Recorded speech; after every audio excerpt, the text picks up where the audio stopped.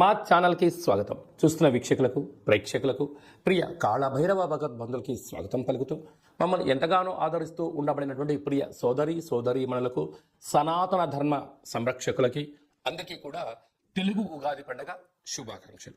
అలాగనే వసంత నవరాత్రుల ప్రారంభోత్సవ అమ్మవారి యొక్క ఆశీస్సులు. ఈ క్రోధినామ సంవత్సరం అంతనూ కూడా అందరికీ శుభం, జయం, లాభం జరగాలని శ్రీ నరదృష్టి నివారణ కాళభైరవ స్వామిని కోరుకుందాం, వేడుకుందాం. కనుక ద్వాదశ రాశుల్లో గ్రహ గమనాలను ఒకసారి వీక్షింపచేద్దాం. మేషరాశిలో బుధుడు మరియు గురు సంచార స్థితి, కన్యరాశిలో కేతు సంచార స్థితి, కుంభరాశిలో కుజుడు మరియు శని సంచార స్థితి, మీనరాశిలో రవి, శుక్ర, రాహు సంచార స్థితితో ఈ విధంగా ఉన్నాయి. ఈ సంవత్సరం రాజు కుజ భగవానుడు.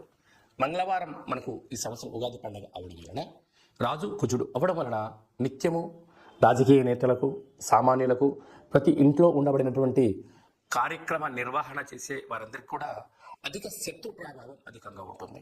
నిత్యము అంతర్గతమైనటువంటి భద్రతా లోపము, రక్షణ శాఖలో, న్యాయశాఖలో, అడ్వకేట్స్, పోలీసు, రక్షణ రంగాలలో వీరితో బాగా విపరీతమైన ఇబ్బందులు ఉండేటువంటి అవకాశాలు ఉన్నాయి. ఈ సంవత్సరము అధికమైనటువంటి వేడి, అధికమైన వర్షాలు, అన్ని అధికస్యం ఉండేటువంటి పరిస్థితి ఉంటుంది. భానుడు విపరీతమైనటువంటి ఉష్ణోగ్రతను వెదజల్లే పరిస్థితి ఉంటుంది. పర్యావరణము పరిరక్షణకు దూరం అయ్యే పరిస్థితి చాలా అధికంగా ఉంటుంది. అదే కాకుండా మంత్రివర్యులు శని భగవానుడు. శని ఆయుకారకుడు అవడం వలన శని నక్షత్రాలు 3 నక్షత్రాలు. పుష్యమి నక్షత్రం కర్కాటక రాశిలో ఉండడము, కర్కాటక రాశికి ప్రస్తుత కాలమాన ప్రకారంగా అష్టమ స్థాన శని సంచార స్థితి. 2వ నక్షత్రము అనురాధ నక్షత్రము.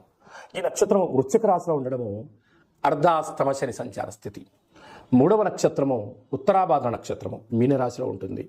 మీనరాశికి కూడా ఏళ్లనాటి శని యొక్క ప్రభావము, అంటే శని భగవానుని యొక్క తీవ్రత ఈ సంవత్సరము చాలా అధికంగా ఉంటుంది.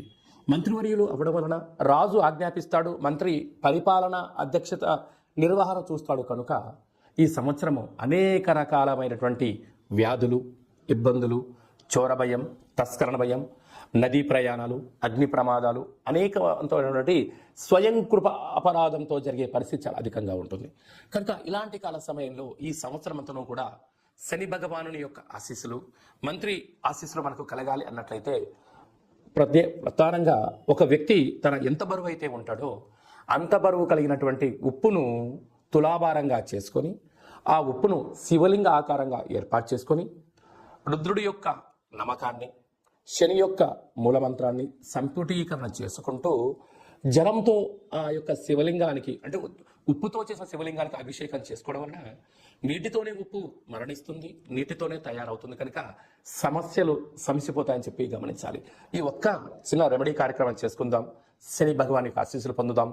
శ్రీ క్రోధినామ సంవత్సరంలో అందరము ప్రశాంత, సుఖవంతమైన, ఆనందకరమైన, ఆరోగ్యకరమైనటువంటి జీవితాన్ని పొందుదాం. తులారాశి వారికి ఈ తెలుగు ఉగాది పండుగ దగ్గర నుంచి ఎలా ఉండబోతుందో ఈ వీడియోలో సవివరంగా సంపూర్ణంగా తెలుసుకుందాం. తులారాశిలో ఏ నక్షత్రాలు వస్తాయనగా చిత్తా నక్షత్రంలోని 3వ పాదం, 4వ పాదం, స్వాతి నక్షత్రంలోని 4 పాదాలు, విశాఖ నక్షత్రంలోని 1, 2, 3 పాదములు కలిపితే తులారాశి. చాలామందికి పుట్టినటువంటి కాల సమయంలో డేటా ఆఫ్ బర్త్లు లేనటువంటి ఏకైక కారణం చేత పేరు యొక్క మొదటి అక్షరాన్ని అనుసరిస్తూ ఆ రాశిని తెలుసుకునే ప్రయత్నం చేద్దాం. రా, రి, శ్రీ, రు, రే, రో, తా, తి, తు, తే అక్షరాల వారందరూ కూడా తులారాశి జాతకులే. తులారాశి యొక్క అధిపతి శుక్రుడు.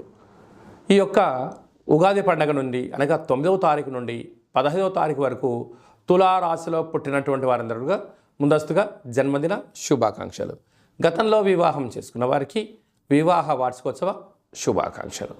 వీరికి పంచమ స్థానంలో కుజుడు మరి శని సంచార స్థితి, 6వ స్థానంలో రవి శుక్ర రాహు సంచార స్థితి, 7వ స్థానంలో బుధుడు గురు సంచార స్థితి, వ్యయంలో కేతు సంచార స్థితి ఉండడం వలన సున్నితమైన స్వభావం కలిగి వృత్తులలో, ఉద్యోగాల్లో, వ్యాపారంలో మకుటం లేని మహారాజులాగా మీరు ఎదగడానికి ఈ సంవత్సరం ఎంతో ఉపయోగపడుతుందని చెప్పి గమనించాలి.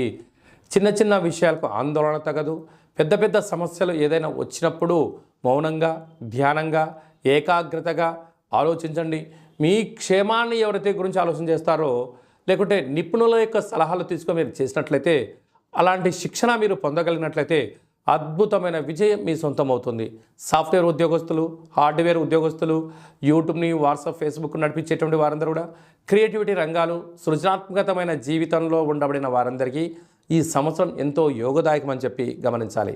6వ స్థానంలో రాహు సంచారం చేయడం వలన రుణ సమస్యలు, రోగ సమస్యలు, అంతర్గతమైన బహిర్గతమైన శారీరక మానసికమైన ఇబ్బందికి గురయ్యేటువంటి వారందరూ కూడా ఈ సంవత్సరం చేయాల్సిన ఏకైక రెమెడీ ఏమిటయ్యనగా, మీరు ఎంత బరువు అయితే ఉంటారో అంత బరువు కలిగినటువంటి ఉప్పును తులాభారంగా చేసుకొని ఆ ఉప్పుతో శివలింగాకారాన్ని తయారు చేసి, రాశాధిపతి యొక్క శుక్రుడు, 6వ స్థానంలో రాహు, ఈ యొక్క మూలమంత్రాన్ని రుద్రుడి యొక్క మంత్రంతో సంపుటీకరణ చేసి జలంతో అభిషేకం చేయడం వలన అనేక రకాల సమస్యలు తొలగిపోయి మీరు అనుకుంటున్న ఉన్నతమైన జీవితం మీ సొంతం అవుతుందని చెప్పి గమనించాలి.